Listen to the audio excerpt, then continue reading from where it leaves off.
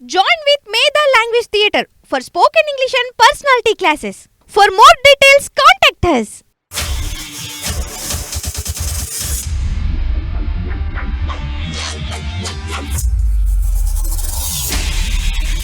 Welcome to reality check. నేను మీ ప్రశాంత్. ప్రస్తుతం ఏపీలో ఈవీఎంల పనితీరుపైన పెద్ద ఎత్తున అనుమానాలు వ్యక్తమవుతున్నాయి. అసెంబ్లీ లోక్సభ ఎన్నికల సందర్భంగా ఏపీలో 12.5% మేర ఓట్లు అధికంగా పోలాయంటూ కూడా ఓట్ ఫర్ డెమోక్రసీ ఇచ్చిన సమాచారం ప్రస్తుతం సంచలనంగా మారింది. ఈ 12.5% ఓట్లు అధికంగా పోల్ కావడం అంటే మామూలు విషయం కాదు అంటూ కూడా పెద్ద ఎత్తున దీనిపైన విచారణ జరపాలంటూ కూడా మాజీ ఎంపీ ఉండవల్లి అరుణ్ కుమార్ వ్యాఖ్యలు మాత్రం ఇప్పుడు పెద్ద ఎత్తున దుమారాన్ని రేపుతా ఉన్నాయి. మొత్తానికి ఏపీకి సంబంధించి ఈ యొక్క ఈవీఎంల గొడవ ఏంటి, అదేవిధంగా ప్రస్తుతం ఈ యొక్క ప్రజాప్రతినిధుల చట్టంలోని సెక్షన్ 81 ప్రకారం పోలింగ్ స్లిప్లను 45 రోజుల వరకు పాటు భద్రపరాల్సి అంటే ఖచ్చితంగా దాన్ని దాచిపెట్టాల్సిన పరిస్థితి ఉంటుంది. కానీ ఇక ఇప్పటికే 20 రోజులు మాత్రమే ఈ యొక్క వాటిని 20 రోజుల లోపే నాశనం చేయాలంటూ కూడా అప్పటి ఎన్నికల ప్రధాన అధికారి ముఖేష్ కుమార్ మీనా ఆదేశాలను సైతం ఈ జారీ చేయడం మాత్రం పలు అనుమానాలను మాత్రం తావిస్తూ ఉంది. మొత్తానికి ఈ యొక్క ఈవీఎంల గొడవకు సంబంధించి ఇక మనతో పాటు మాట్లాడడానికి ప్రముఖ అనలిస్ట్ రాజశేఖర్ గారు మనతో పాటు ఉన్నారు. ఇక అన్ని విషయాలు అడుగుదాం. సార్, ప్రధానంగా ఏపీలో ఇక ఈవీఎంల గొడవకు సంబంధించి పెద్ద ఎత్తున అనుమానాలు, అంటే గతంలో అసెంబ్లీ ఎన్నికలు చూసాము, ఇక లోక్సభ ఎన్నికలు చూసాము. ఈ ఎన్నికలకు సంబంధించి ఈ ఈవీఎంల ఇష్యూ పెద్ద ఎత్తున తెర మీదకి వచ్చింది. ఈ అసలు అక్కడ జరుగుతున్న గొడవ ఏంటి సార్? అంటే ఇది మనం మొత్తము ఎన్నికల ప్రక్రియ కాకముందర ఏడిఆర్ అనే సంస్థ, ఏడిఆర్ అంటే అసోసియేషన్ ఫర్ డెమోక్రటిక్ రిఫార్మ్స్ అనే సంస్థ. ఓకే. దాంట్లో చాలా మేధావులు, అంటే ప్రజాస్వామ్య విలువలను కాపాడాలి, పారదర్శకంగా ఎన్నికలు జరగాలి అనేది దానికోసం రూపొందించబడింది అనమాట. అంటే అభ్యర్థుల క్రైమ్ రేట్ ఎంతమంది అభ్యర్థులకి ఎన్ని ఆస్తులు ఉన్నాయి, వాళ్ళ క్రిమినల్ బ్యాక్గ్రౌండ్ ఏంటి, ఇవన్నీ పరిశోధించి స్వచ్ఛమైన సభ్యులని మనము చట్టసభలో చూడాలనే దానికోసం ఏర్పాటు చేసిన ఒక సంస్థ. ఆ సంస్థ తరఫున ప్రశాంత్ భూషణ్ గారు అని, అంటే పేరెన్నిక కలిగిన న్యాయవాది, ఆయన సుప్రీంకోర్టులో పిటిషన్ వేశారు. ఏమనంటే ఈవీఎంల మీద మాకు నమ్మకం లేదు అని. ఈవీఎంల మీద గతంలో అనుమానాలు ఉంటే దానికోసము 2019 ఎన్నికల నుంచి వీవీప్యాట్ అంటే voter verified paper audit trial అనేది ఒక స్లిప్ వస్తుందన్నమాట. అంటే మీరు ఇంతకుముందు ఈవీఎంలో ఒక బటన్ నొక్కితే మీరు బటన్ మాత్రం మీకు కావాల్సిన పార్టీకి నొక్కినప్పటికీ, లైట్ అక్కడే వెలిగినప్పటికీ, కంట్రోల్ యూనిట్కి వెళ్ళేటప్పటికల్లా అది ఏ పార్టీకి వెళ్ళి స్టోర్ అవుతుందో మనకు తెలియదు. ఇక్కడ మాత్రం లైట్ మీరు వచ్చిన బటన్కి, ఆ పార్టీ గుర్తుకి ఎదురుగా వచ్చిన బటన్ నొక్కితే ఆ లైట్ వెలుగుతుంది, మీకు కనపడుతుంది. కానీ కంట్రోల్ యూనిట్లో అది ఎక్కడికి వెళ్ళిందో అనేది మనకు తెలియదు, కంటికి కనపడదు, ఓటర్ కంటికి కనపడదు. సో ఈ అనుమానాలు ఉన్న నేపథ్యంలో వీవీప్యాట్ అనేది ఒకటి తీసుకొచ్చారు. ఇందాక చెప్పిన voter verified paper audit trial. ఇప్పుడు దీనికి ఇది ఒక బాక్స్ లాగా ఉంటుంది. మీరు బ్యాలెట్ యూనిట్లో మీరు అది నొక్కంగానే మీరు ఏ పార్టీకి అయితే ఓటు వేశారో ఆ పార్టీ అభ్యర్థి పేరు, ఆ పార్టీ చిహ్నం కూడా అక్కడ వచ్చి ఒక స్లిప్ ఒకటి కనపడి 7 సెకండ్ల పాటు కనపడి ఆ బాక్స్ పడిపోతుంది. అంటే మీరు వేసినది ఈ పార్టీకి అనే చెప్పడానికి ఒక ఆధారం అది వీవీప్యాట్. ఓకే. అయిపోతే 2019లో వచ్చినప్పటికీ వీవీప్యాట్లు 800 కోట్లు పెట్టి కొన్నప్పటికీ అవి లెక్క పెట్టమంటుంది ఎన్నికల కమిషన్. మీరు అది కొన్నది ఎందుకు? ఈ మిషన్ నుంచి వేసిన ఓటు సరైన అభ్యర్థికి నిజంగానే వెళ్తుందా లేకపోతే వేరే వాళ్ళకి వెళ్తుందా లేదా అనేది నిర్ధారణ కోసం తీసుకొచ్చిన ఈ ఆల్టర్నేటివ్ ఫుల్ ప్రూఫ్ మెకానిజమే ఈ వీవీప్యాట్. దాన్ని లెక్క పెట్టమంటారు.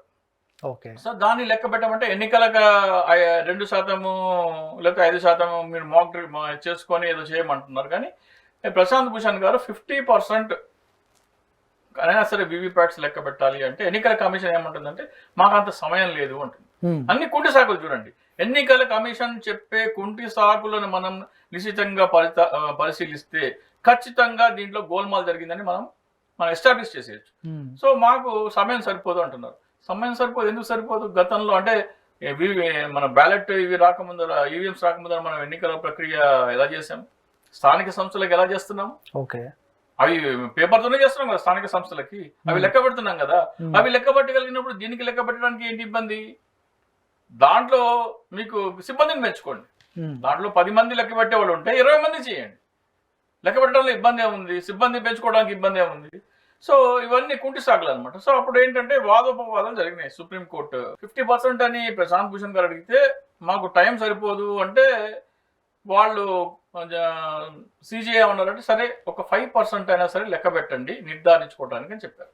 ఓకే. సో ప్రశాంత్ భూషణ్ గారు వేసిన పిటిషన్ దాన్ని మనము ఎందుకు వేశారంటే పోలింగ్ రోజు ఈవీఎం మిషన్లకి వివిప్యాట్లకి సరిపోలుతుందా లేదా అనేది దానికోసం పిటిషన్ వేస్తే ఆ తీర్పు ఇచ్చింది సుప్రీంకోర్టు.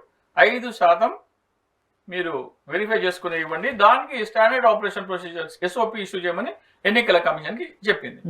ఎన్నికల కమిషన్ ఏం చేసింది, ఒక్కొక్క పోలింగ్ స్టేషన్లో మీరు వెరిఫై చేయడానికి 47,200 రూపాయలు విత్ జిఎస్టీ కలిపి కట్టాలంటుంది. అంత హై ఫీజు పెట్టింది. అంత హై ఫీజు అంటే అది మీరు 2 లక్షలు ఒక అసెంబ్లీ నియోజకవర్గానికి ఉంటే 200 పోలింగ్ స్టేషన్లు ఉంటాయి, 200-240 మధ్యలో. ఆ 200 పోలింగ్ స్టేషన్లు మీరు వెరిఫై చేయాలంటే కట్టాల్సిన ఫీజు ₹1,00,00,000. అంత హై ఫీజు ఎందుకు పెట్టినారు? డిస్కరేజ్ చేయడానికి. ఓకే, సరే అది అయిపోయింది. మీరు ఏదైనా సరే ఎన్నికల్లో అవకతవకలు ఉంటే సామాన్యంగా మీరు 45 డేస్ లోపల మీరు అప్రోచ్ కావచ్చు. కానీ ఈ వీవీప్యాట్ల వెరిఫికేషన్ కోసం 7 రోజులే సమయం ఇచ్చారు. హై ఫీజు పెట్టారు, అదొక అనుమానం.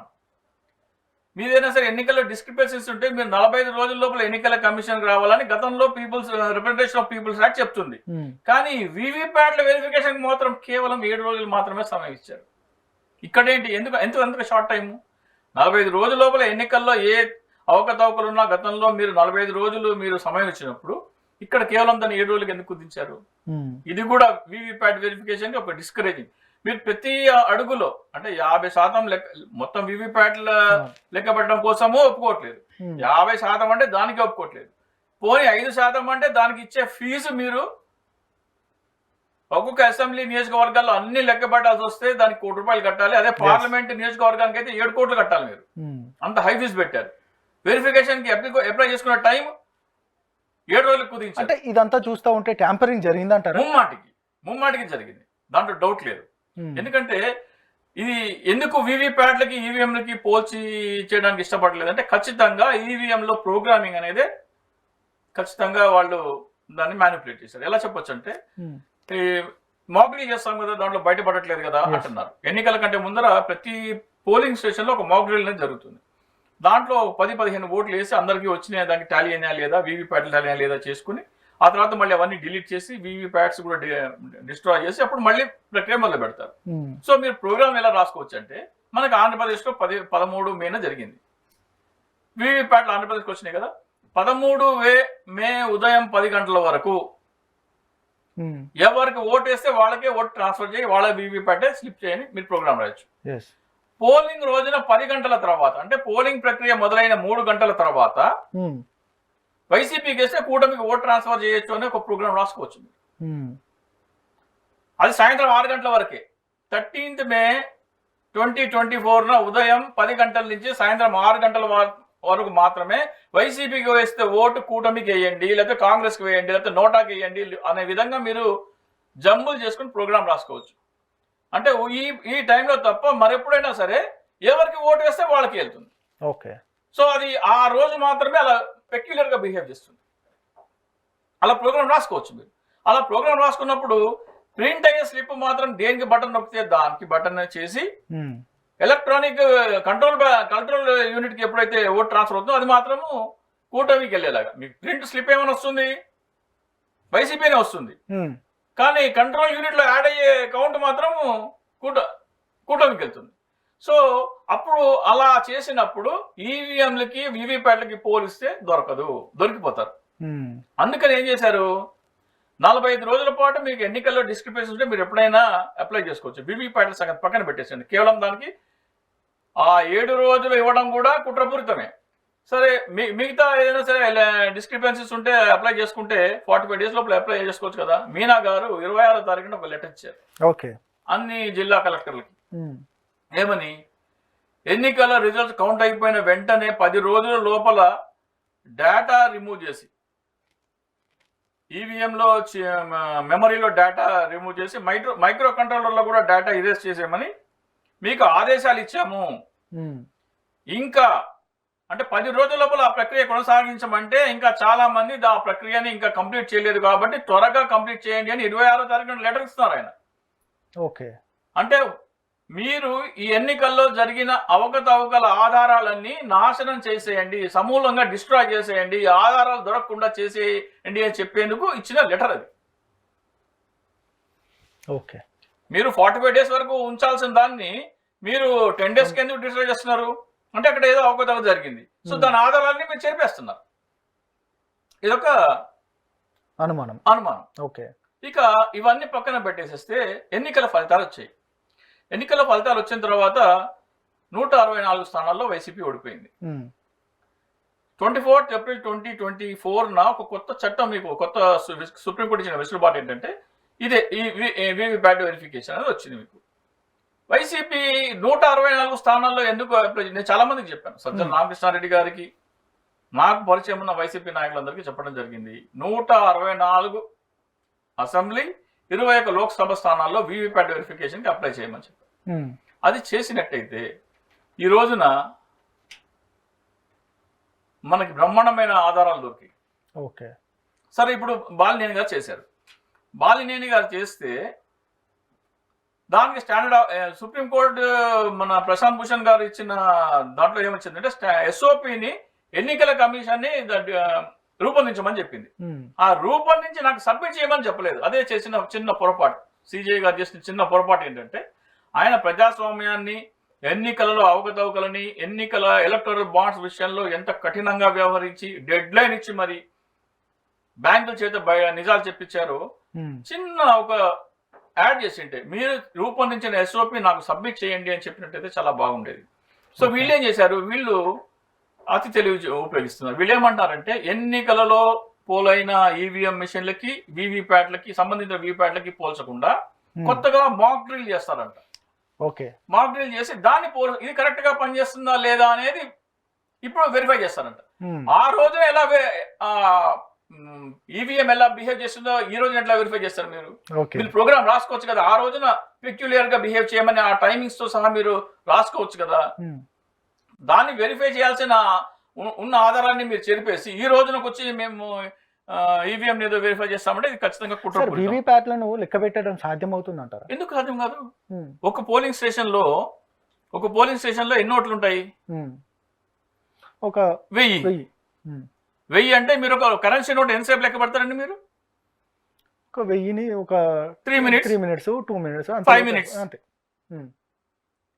మీరు ఒక పోలింగ్ స్టేషన్ లో లెక్క పెట్టడానికి సపోజ్ 1,80,000 ఓట్లు పడ్డాయి అనుకోండి, ఎంతసేపు పడుతుందండి మీకు? లెక్కేయండి. ఏదో 3 minutes అంటే అది ఓకే, దాదాపు ఒక 30. మీరు అర్ధరాత్రి 3 గంటల దాకా పోలింగ్ చేసినప్పుడు అర్ధరాత్రి 3 గంటల దాకా లెక్క పెట్టడానికి మీకు ఇబ్బంది ఏంటి? ఓకే, ఆంధ్రప్రదేశ్లో ఎన్నికలు ఎట్లా జరిగినాయి అంటే అర్ధరాత్రి 3 గంటల వరకు కొనసాగినాయి. సాయంత్రం 7 గంటల వరకేమో 70% పోలింగ్ అయిందంట. ఉదయం 7 గంటల నుంచి సాయంత్రం 7 వరకు 12 గంటల్లోనేమో 70% పోలింగ్ అయిందంట. మొత్తం పోలింగ్ 82%.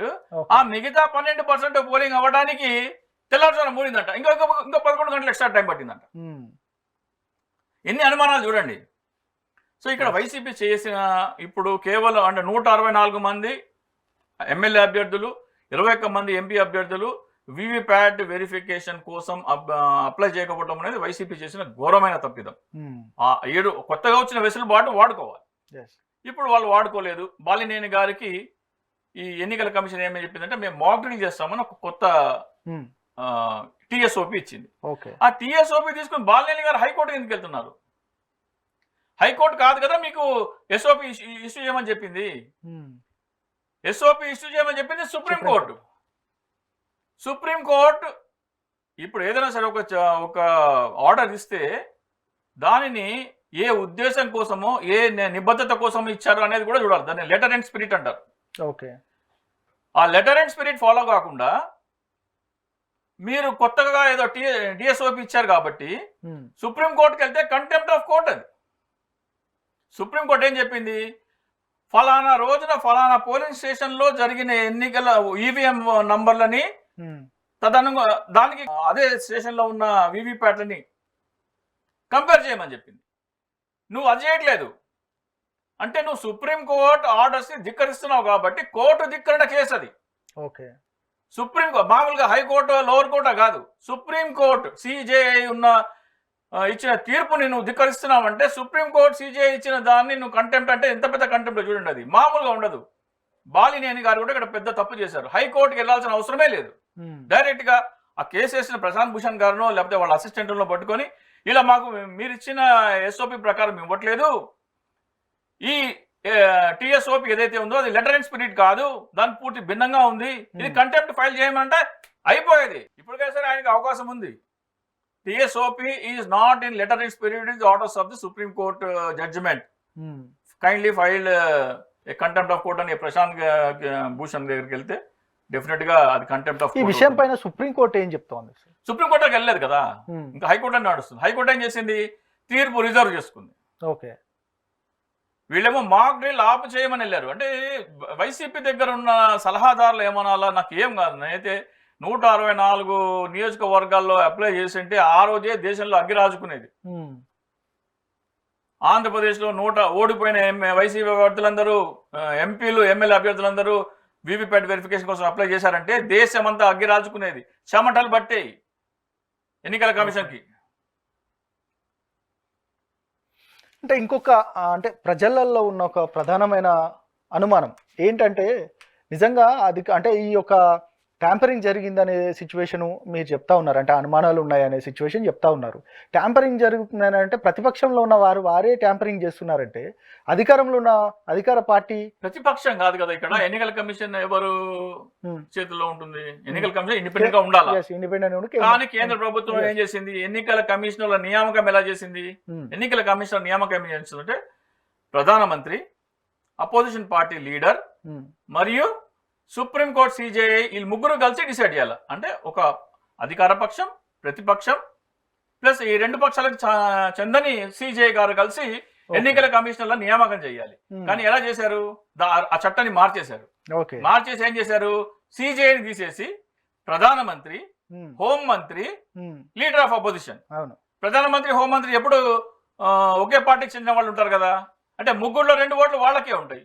కాబట్టి దానికి అనుగుణంగానే మీరు ఎన్నికల కమిషన్ నియమించుకున్నారు. ఎప్పుడు నియమించారు? ఎల్లుండి ఎన్నికల నోటిఫికేషన్ అంటే ఈరోజు.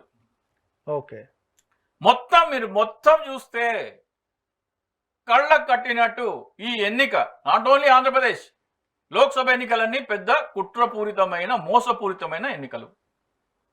ఓకే, సో ఇప్పుడు బాలినేని గారు వెళ్ళాల్సింది ఏంటంటే ఫస్ట్ సుప్రీంకోర్టుకి వెళ్ళాలా. సుప్రీంకోర్టుకి వెళ్ళి మీరిచ్చిన ఆర్డర్కి వీళ్ళు ఇచ్చిన టిఎస్ఓపి లెటర్ అండ్ స్పిరిట్ కంపాటబుల్ కాదు కాబట్టి దీన్ని కంటెంప్ట్గా స్వీకరించండి అని చెప్పాలి. అప్పుడు ఏమవుతుంది, సిజే గారు అడుగుతారు, బాబు వాళ్ళది వివిప్యాట్ ఉన్నాయా, నాశనం చేసినారా, డేటా ఉందా, ఎరేజ్ చేసినారా అంటే డేటా ఉంది అంటే వెరిఫై చేయమంటారు.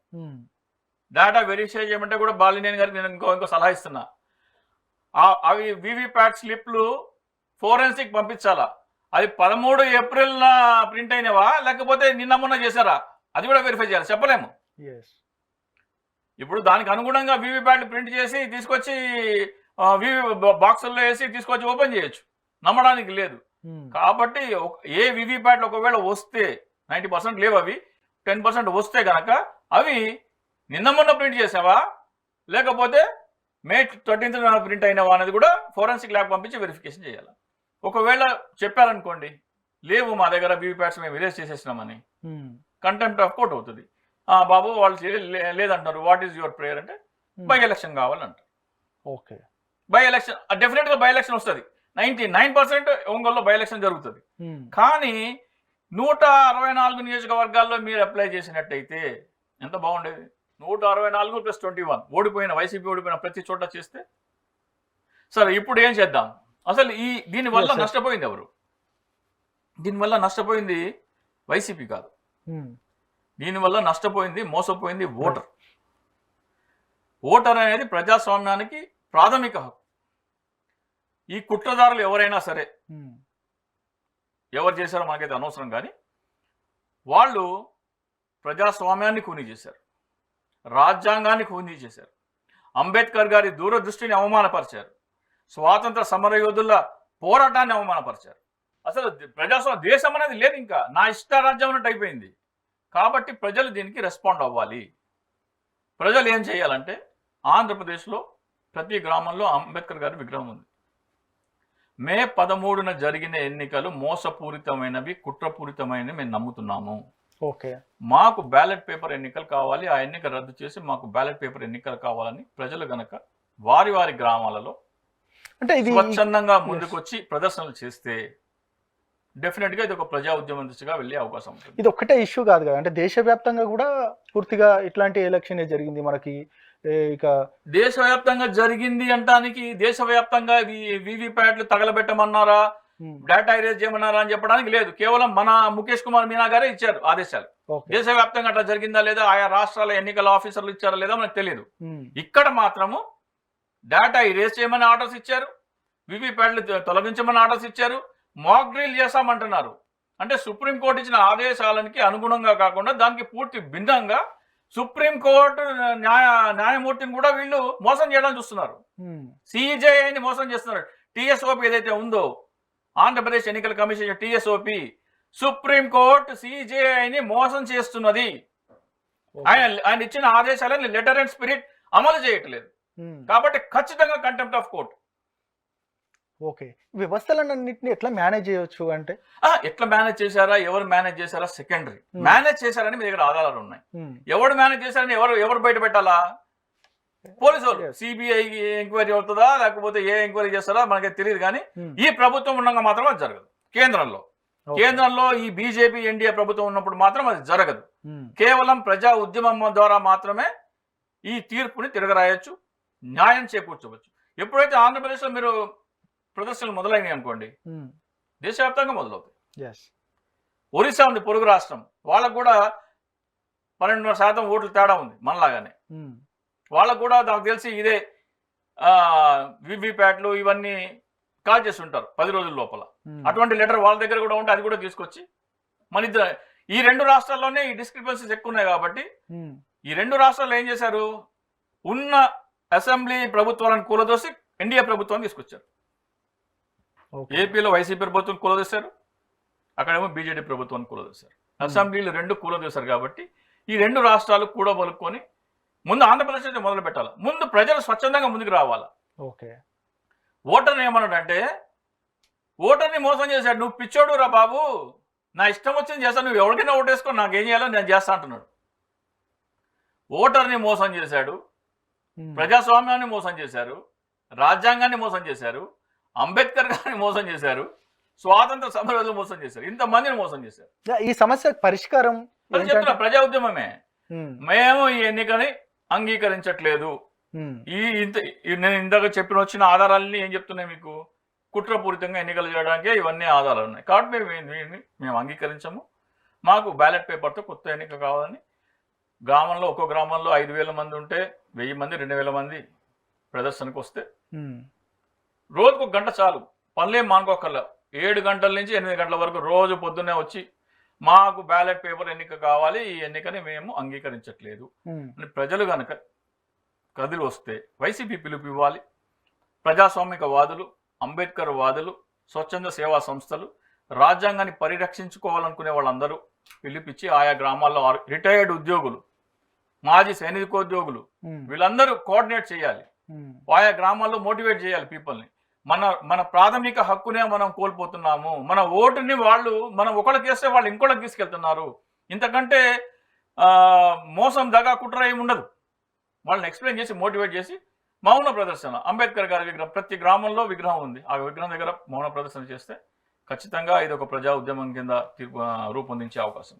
అంటే ప్రపంచ దేశాల్లో అంటే మనం ప్రస్తుతం చూస్తూ ఉన్నాం, ఇంకా బ్యాలెట్ ద్వారా జరిగిన దానికంటే ఇప్పుడు టెక్నాలజీ ఫుల్ ఫ్లెడ్జ్డ్గా పెరిగింది. ఇప్పుడు ఏఐ కూడా వచ్చింది. ఇట్లాంటి సాంకేతికంగా ముందుకు దూసుకెళ్తున్న నేపథ్యంలో మళ్ళీ బ్యాలెట్ ద్వారా చేయడం వల్ల ఏం యూజ్ అంటారు ఇప్పుడు మీరు టెక్నాలజీ ఉంటే మీరు మ్యానిపులేట్ చేయొచ్చు. ఫర్ ఎగ్జాంపుల్ సెల్ ఫోన్ లో మీరు నెట్ బ్యాంకింగ్ ఉంది, ఓకే, దాంట్లో ఏదో సాఫ్ట్వేర్ వేస్తే ఎవడో వచ్చి మీ డబ్బులు తీసుకెళ్ళిపోవచ్చు. కానీ మీరు వెళ్ళి మీ చెక్కుతో మీరు డబ్బులు డ్రా చేసుకుంటే దాంట్లో చేయలేరు. ఇప్పుడు బ్యాలెట్ పేపర్ అనుకోండి, నేను ఎవరికి ఓటు వేస్తున్నానో నా కళ్ళకి కనబడుతుంది. ఇప్పుడు ఈవీఎంలో నేను ఎవరికి ఓటు వేస్తున్నామో నా కళ్ళకి వివిప్యాట్ అయితే కనబడుతుంది, కానీ నా కళ్ళకైతే కనబడుతుందో లెక్క పెట్టమంటున్నారు. నీ కళ్ళకి కనబడుతుంది కానీ మేము దాన్ని లెక్కించాము. నువ్వు బటన్ నొక్కు వెళ్ళిపో, మేము చేస్తాం. ఓకే, ఇంతకంటే నయవంచన, ఇంతకంటే కుట్ర, దగ, ద్రోహం ఏ దేశ ప్రజాస్వామ్యంలో జరగదు. ఓకే, చివరిగా ఏం చెప్తారు మీరు? చెప్తున్నా కదా, దీనికి వైసీపీ ఇనిషియేటివ్ తీసుకుంటుందా లేకపోతే స్వచ్ఛందంగా ప్రజా సంస్థలు ముందుకు వస్తాయా, అంబేద్కర్ వాదులు ముందుకు వస్తారా మనకైతే తెలియదు. కానీ ఖచ్చితంగా ఇది ఒక ప్రజా ఉద్యమం దిశగా వెళ్ళాలి. మౌన ప్రదర్శనలతో మొదలు పెట్టాలి. ప్రతి ఒక్క గ్రామంలో అంబేద్కర్ గారి విగ్రహం దగ్గర మేము మే 13 జరిగిన ఎన్నికలను మేము నమ్మట్లేదు, మాకు బ్యాలెట్ పేపర్ ఎన్నిక కావాలి.